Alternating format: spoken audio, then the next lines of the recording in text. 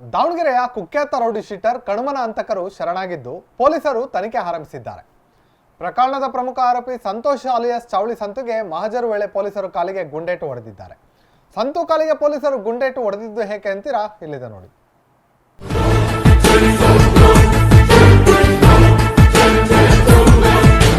ಕಣ್ಮನ ಹಂತಕ ಚಾವಡಿ ಸಂತು ಕಾಲಿಗೆ ಗುಂಡೇಟು.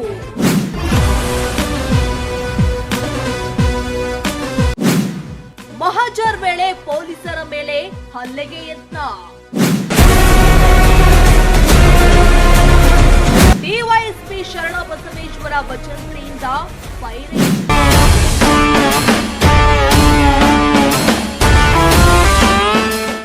ದಾವಣಗೆರೆಯ ಕುಖ್ಯಾತ ರೌಡಿ ಶೀಟರ್ ಕಣ್ಮ ಅಲಿಯಾಸ್ ಸಂತೋಷ್ ಕೊಲೆ ಆರೋಪಿ ಸಂತೋಷ್ ಅಲಿಯಾಸ್ ಚಾವಡಿ ಸಂತು ಕಾಲಿಗೆ ಪೊಲೀಸರು ಗುಂಡು ಹೊಡೆದಿದ್ದಾರೆ.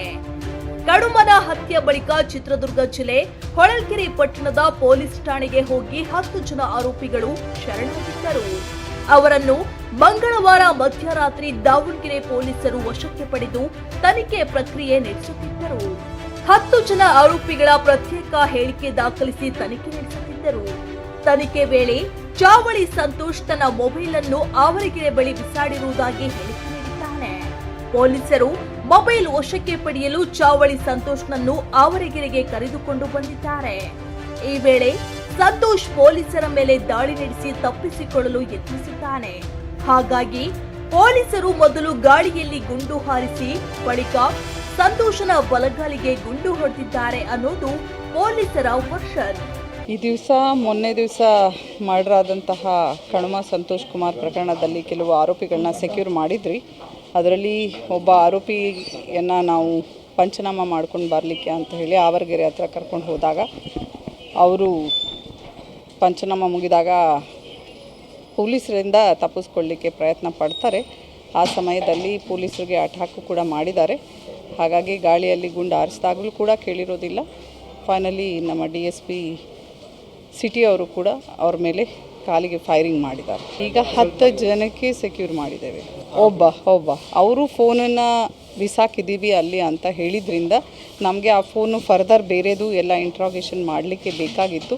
ಸದ್ಯಕ್ಕೆ ನನಗೆ ಬೇಕಾಗಿದ್ದು ಅದೇ ಮೇನ್ ಆಗಿರೋದ್ರಿಂದ ಪಂಚನಾಮ ಮಾಡಲಿಕ್ಕೆ ಅಂತ ಹೇಳಿ ಕರ್ಕೊಂಡು ಹೋಗಿರ್ತಾರೆ. ಆ ಕ್ಷಣದಲ್ಲಿ ಈ ಘಟನೆ ನಡೆದಿರ್ತದೆ. ಹೌದು, ಅವರೇ ಫೋನನ್ನು ಅವ್ರದ್ದು ಅಲ್ಲಿ ಹಾಕಿದರು. ಅವರಿಗೆ ಮಾಹಿತಿ ಎಲ್ಲ ಈ ಕೇಸಿದು ಹೆಚ್ಚು ಇರೋದ್ರಿಂದ ಈ ಸಂಬಂಧ ಅವ್ರಿಗೆ ಇದು ಮಾಡಿದ್ದೇವೆ. ಇಬ್ಬರು ಒಬ್ಬರು ನಮ್ಮ DYSP ಸಿಟಿ ಅವರಿಗೆ ತೋಳಿಗೆ ಆಗಿದೆ ಮತ್ತು ಈ ಕೈ ಹತ್ರ ಆಗಿದೆ. ಇನ್ನೊಬ್ಬರು ನಮ್ಮ CPC ಭೋಜಪ್ಪ ಅವರಿಗೆ ಆಗಿದೆ. ವಿದ್ಯಾನಗರ ಪೊಲೀಸ್ ಠಾಣೆ. ಆರೋಪಿ ಹೆಸರು ಚಾವಳಿ ಸಂತೋಷ್ ಕುಮಾರ್. ಇನ್ನು ಕೊಲೆ ಮಾಡಿದ 24 ತಾಸಿನ ಒಳಗೆ ಹೋಗಿ ಪೊಲೀಸರ ಮುಂದೆ ಶರಣಾದವರು ಪುನಃ ಏಕೆ ತಪ್ಪಿಸಿಕೊಳ್ಳಲು ಯತ್ನಿಸುತ್ತಾರೆ ಅನ್ನೋದು ಸಾರ್ವಜನಿಕರ ಪ್ರಶ್ನೆಯಾಗಿದೆ. ಕಣ್ಮನ ಕೊಲೆ ಕೇಸ್ಗೆ ಸಂಬಂಧಿಸಿದಂತೆ ಈಗಾಗಲೇ 10 ಜನರ ಬಂಧನವಾಗಿದ್ದು, ಕೊಲೆಯ ಹಿಂದೆ ಯಾರದಾದ್ರೂ ಪ್ರಚೋದನೆ ಇದೆಯಾ, ಸುಪಾರಿ ಕೊಟ್ಟಿದ್ದಾರಾ ಅನ್ನೋ ಹ್ಯಾಂಗಲ್ನಲ್ಲೂ ಪೊಲೀಸರು ತನಿಖೆ ನಡೆಸುತ್ತಿದ್ದಾರೆ. ಇನ್ನು 10 ಆರೋಪಿಗಳ ಸ್ಥಳ ಮಹಜರ್ ಸ್ಟೇಟ್ಮೆಂಟ್ ಆದ ಮೇಲೆ ಕೊಲೆಗೆ ನಿಖರ ಕಾರಣ ತಿಳಿದು ಬರಲಿದೆ. ಮೇಲ್ನೋಟಕ್ಕೆ ಹಳೆ ವೈಷಮ್ಯಕ್ಕೆ ಕೊಲೆಯಾಗಿರೋದು ಅನ್ನೋದು ಗೊತ್ತಾಗುತ್ತಿದೆ. ಇವಾಗ ತಾನೇ ಇನ್ವೆಸ್ಟಿಗೇಷನನ್ನು ಮಾಡ್ತಾ ಇದ್ದೇವೆ. ಈಗ ನಾನು ನಿಮಗೆ ಸೆಕ್ಯೂರ್ ಮಾಡಿರೋದ್ರ ಬಗ್ಗೆ ಈಗಲೇ ಹೇಳಿದ್ದೇನೆ. ಶೀಘ್ರದಲ್ಲೇ ಒಂದು ಪ್ರೆಸ್ ನೋಟ್ ಕೂಡ ಕೊಡ್ತೇವೆ. ಡೀಟೇಲ್ ಪ್ರೆಸ್ ನೋಟ್ ನಾನು ಅವರಿಗೆ ಎಲ್ಲ ಇಂಟ್ರಾಗೇಷನ್ ಸಂಪೂರ್ಣವಾಗಿ ಮುಗಿದ ನಂತರ 1 or 2 ಡೇಸಲ್ಲಿ ನಿಮಗೆ ಸಂಪೂರ್ಣ ಮಾಹಿತಿ ಕೊಡ್ತೇನೆ. ಅದು ಇನ್ನು ನನ್ನ ತನಿಖೆಯ ಮೇಲೆ ಡಿಪೆಂಡ್ ಆಗಿರ್ತದೆ. ನಾವು ತನಿಖೆ ಮಾಡಿ ಅವ್ರದ್ದು ಯಾವ ರೀತಿಯಾದಂತಹ ತನಿಖೆಯಿಂದ ಹೊರ ಬರ್ತದೆ, ಅದರ ಮೂಲಕ ನಾವು ಮುಂದಿನ ಆರೋಪಿಗಳು ಯಾರನ್ನು ಅರೆಸ್ಟ್ ಮಾಡಬೇಕು ಅನ್ನೋದು ನಿರ್ಧಾರ ಮಾಡ್ತೀವಿ.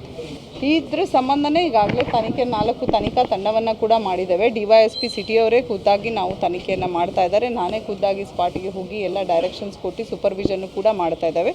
ಇದರಲ್ಲಿ ತುಂಬ ಆಳವಾಗಿ ತನಿಖೆ ಮಾಡಿ ಎಷ್ಟು ಜನ ಆರೋಪಿಗಳಿದ್ದಾರೆ ಅಷ್ಟು ಜನಕ್ಕೆ ಕೂಡ ನಾವು ತನಿಖೆಯ ಮೂಲಕ ಹೊರತರಲಿಕ್ಕೆ ಸಾಕ್ಷಿಗಳನ್ನ ಅವ್ರಿಗೆ ಯಾವುದೇ ರೀತಿಯಾದ ಕಂಪ್ಲೇಂಟ್ಸ್ ಇದ್ದರೆ ದಯವಿಟ್ಟು ಪಬ್ಲಿಕ್ಕು ಸಾರ್ವಜನಿಕರು ಯಾವಾಗ ಕೂಡ ಬಂದು ನಮ್ಮ ಠಾಣೆಗೆ ಆಗಿರಬಹುದು ಅಥವಾ ನನ್ನ ಹತ್ರ ಬಂದು ಕೂಡ ಕಂಪ್ಲೇಂಟನ್ನು ಕೊಡ್ಬೋದಾಗಿರ್ತದೆ. ನಾವು ಯಾವಾಗಲೂ ಕೂಡ ಎಲ್ಲರ ರಕ್ಷಣೆಗೆ ಕೂಡ ಇದ್ದೇವೆ. ಇದರಲ್ಲಿ ಏನು ಮೋಟಿವ್ ಇದೆ ಏನಿದೆ ಅಂತ ಹೇಳಿ ಇನ್ನೂ ನಾವು ಈಗ ಜಸ್ಟ್ ಪ್ರಿಲಿಮಿನರಿ ಎನ್ಕ್ವೈರಿ ಸ್ಟೇಜಲ್ಲಿ ಇರೋದ್ರಿಂದ ಪ್ರಾಥಮಿಕ ತನಿಖೆ ಇನ್ನೂ ನಡಿಬೇಕಾಗಿದೆ. ಹಾಗಾಗಿ ಅದೆಲ್ಲ ನಡೆದ ನಂತರ ನಾನು ಸಂಪೂರ್ಣವಾದ ಮಾಹಿತಿಯನ್ನು ನಿಮಗೆ ಒದಗಿಸ್ತೇನೆ. ಆ ಥರ ಇಲ್ಲ.